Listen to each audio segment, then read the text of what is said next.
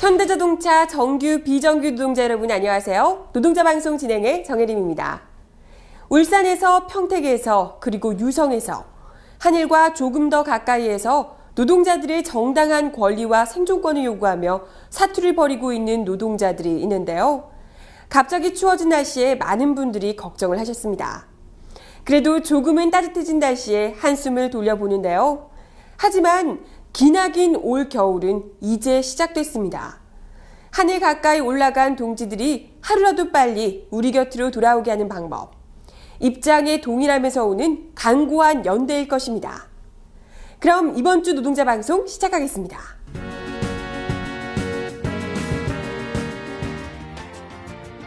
지난 7일 양재동 본사 앞에서 현대자본 결단 촉구 금속노조 결의대회를 진행했습니다. 또 이어 노조 파괴 분쇄, 유성기업 투쟁, 정례고 철폐 쌍용차 투쟁 승리 금속 결의대회에서 연대 한마당이 됐습니다. 자세한 소식 잠시 후 전해드립니다.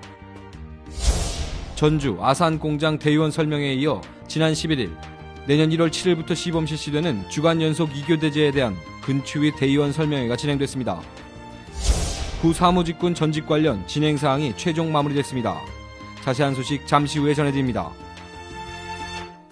이번 주 기획방송은 며칠 남지 않은 18대 대선의 주요 쟁점에 대해 살펴봅니다.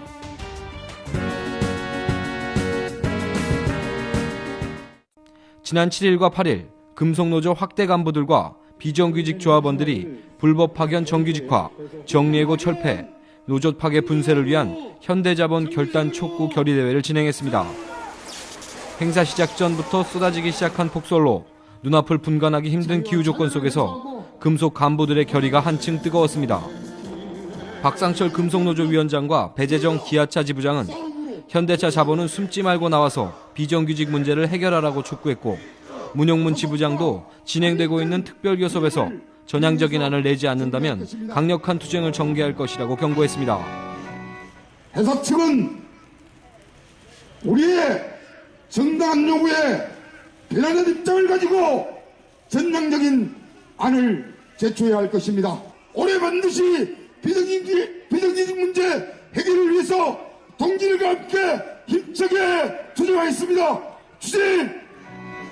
집회에 참석한 노조 확대 간부들과 조합원들은 현대기아차 자본에게 비정규직 정규직화를 촉구하는 상징의식을 벌이고 쌍용차 3명의 조합원들이 철탑 농성을 하고 있는 쌍용차 평택 공장을 향했습니다. 눈이 내리는 영하 10도가 넘는 날씨였지만 조합원들은 송전탑 주변과 쌍용차 공장 주변에 천막을 치고 하룻밤 노숙 농성을 벌였습니다. 다음날 아침 1박 2일 투쟁 참가자들은 송전탑 농성자들과 인사를 나눴고, 송전탑에는 더 이상 죽이지 말라는 현수막도 새롭게 내걸었습니다. 농성자들은 모두 추운 날씨에 자리를 지켜준 조합원들 덕에 투쟁을 이어갈 힘을 얻었다며 감사의 인사를 전했습니다. 이어 오전 10시에는 유성기업 홍정인 지회장이 농성을 벌이고 있는 아산 유성기업 공장 옆 굴다리 농성장을 방문해 위로를 전하고 힘차게 투쟁하자고 결의를 끝으로 1박 2일 투쟁을 마무리했습니다. 전주 아산공장 대의원에 대한 설명회 이후 지난 11일 지부 근무변경 추진위원회는 대의원들을 대상으로 주간 연속 2교대제 경과보고 설명회를 가졌습니다. 근무 형태 변경 추진위의 설명에 이어 대의원들의 열띤 질의응답이 진행돼 내년 1월 7일부터 시범 실시되는 주간 연속 2교대제에 대한 뜨거운 관심을 나타냈습니다.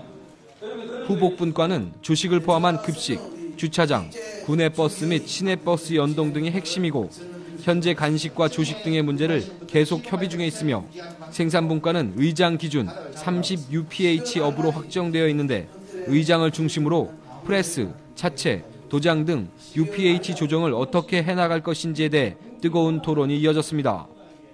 10여 년의 논의 끝에 진행되는 제도가 제대로 시행될 수 있도록 같이 관심을 갖고 잘 만들어 가야겠습니다. 구 사무직군 전직 관련 진행사항이 최종 마무리됐습니다. 12년 단체교섭 후속 조치로 지난 11월 15일부터 구 사무직군 전직 신청자를 모집하여 신청 가능한 일자리 173개의 자리 중 1, 2차 모집을 통해 138명의 인원이 신청하여 전직을 하게 됐습니다. 신청한 조합원들은 24일부터 현장 실습을 진행하고 내년 1월 2일부로 기술직 인사발령을 받고 근무하게 됩니다. 구사무직군 전직 관련으로 빈자리에 대해서는 단협 44조에 따라 사측의 정규직 충원을 요구하고 있어 빠른 시일 내 협의를 통해 정리할 예정입니다. 어렵게 이뤄진 구사무직군의 직군 전환인 만큼 그동안 정들었던 일터를 옮겨 새 일터에서 건강한 직장의 새로운 삶을 개척해가길 기원해봅니다.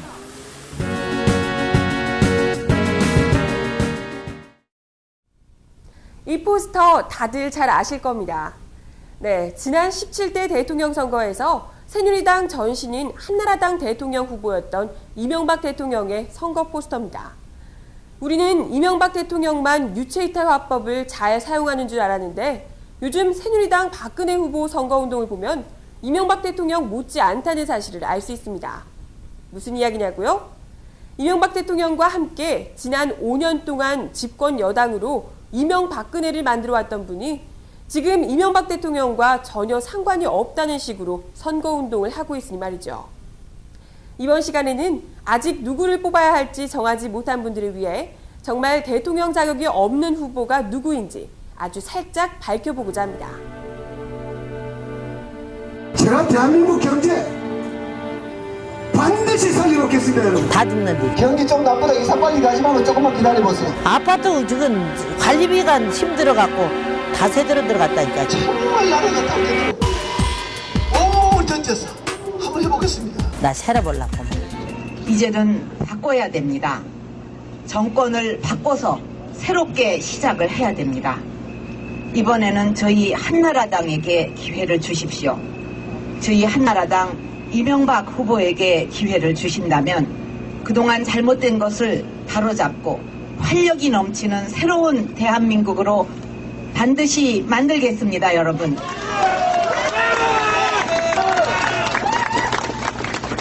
그동안 저희 한나라당 많은 것을 준비해 왔습니다. 그렇지만 야당이었기 때문에 제대로 실력 발휘를 할 수가 없었습니다.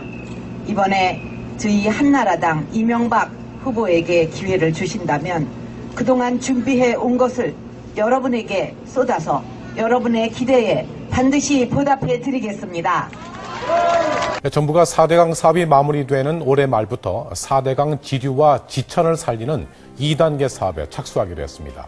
최대 20조 원의 예산이 투입돼 4대강과 거의 맞먹는 규모입니다. 올해 말 마무리되는 4대강 국책연구기관인 한국개발연구원이 39개 주요 국가를 대상으로 여러 지표를 따져서 삶의 질 순위를 매겨봤더니 우리나라는 27위에 그쳤습니다.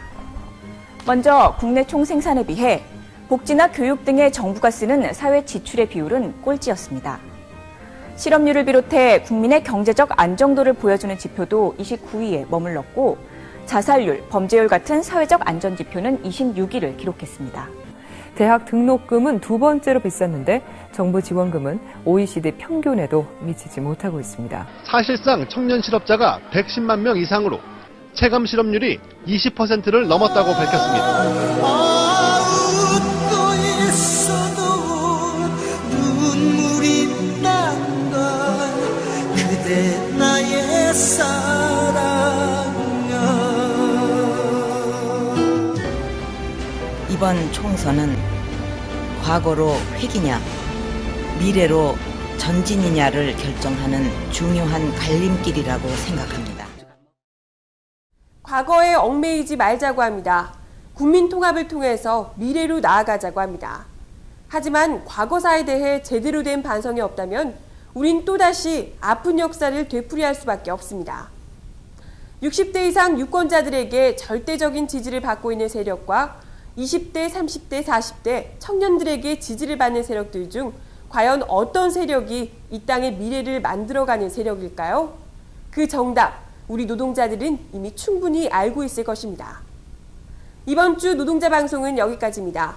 시청 소감이나 궁금한 점은 현자지부 홈페이지 또는 페이스북을 이용해주세요. 그럼 다음 시간까지 안녕히 계세요.